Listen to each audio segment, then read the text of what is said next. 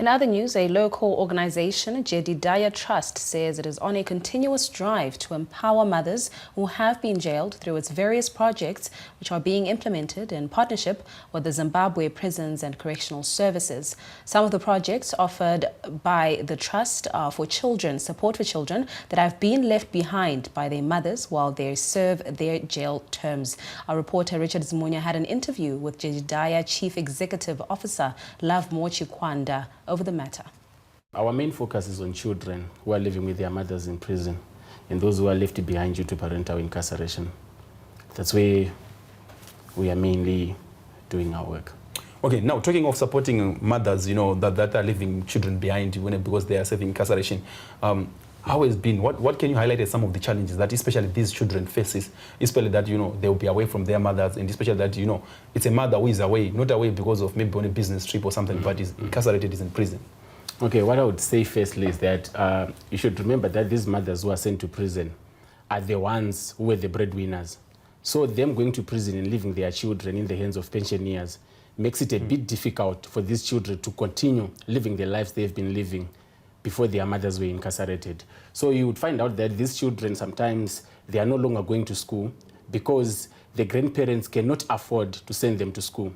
As well, you would see these children, some of them are engaging in drug and substance abuse. Why? Because they are trying to deal with the trauma that they are facing due to the incarceration of their mother. Okay, yeah. Now, not only that, but there are also other parents that are incarcerated. Yeah. Maybe they give birth whilst they are still in the prison, or maybe they would, some infants, meaning that they will be leaving those infants inside that is the prison, is they are serving their sentence. Yeah. Now, still talking about that one, what are some of the challenges that those little infants facing, especially that, there are challenges in terms of funding that we all know that are at Zimbabwe Prisons Correctional Services.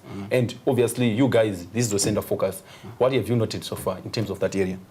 Okay, the prison setup is not conducive for these children because when you're looking at a child, they need that freedom to do what they need to do as children, to play, to enjoy their lives with other kids.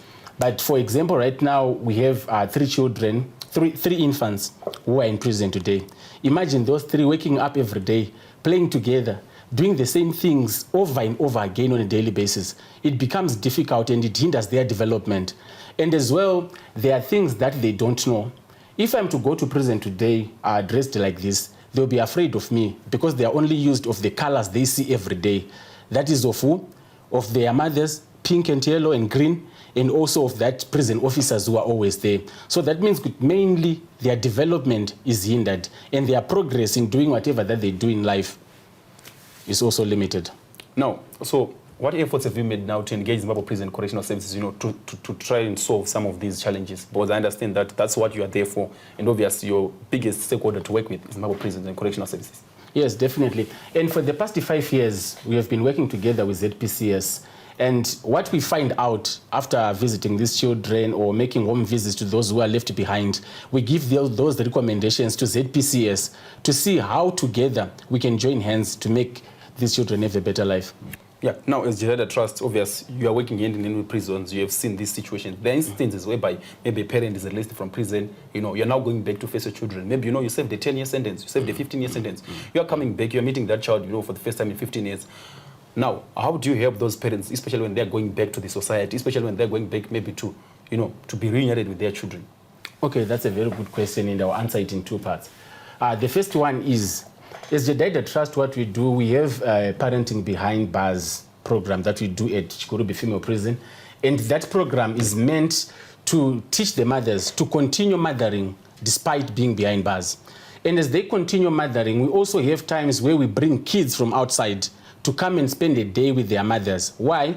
We are trying to connect them. We are trying to rebuild the bond that was broken by incarceration. To say, no, you are a mother, you remain a mother. And you as a child who's outside, your mother is still there and they still love you despite the wall that is between you two. That's the way I can answer the first question. Then I can also go on saying, it has been pretty difficult for those who are not able to visit their mothers whilst they are incarcerated. I can give you an example of the recent presidential pardon.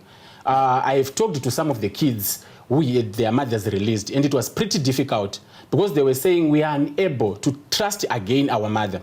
Remember, the mother served something like 10 to 15 years, and the child was unable to visit the mother because of resources constraints, right? So now that the mother is now back and they've never met for the 15 years, it's now difficult for this child to be able to trust the mother to say, yes, my mother is totally changed. I'm able to tell you anything that pertains to my life. And it's been pretty difficult, I don't want to lie.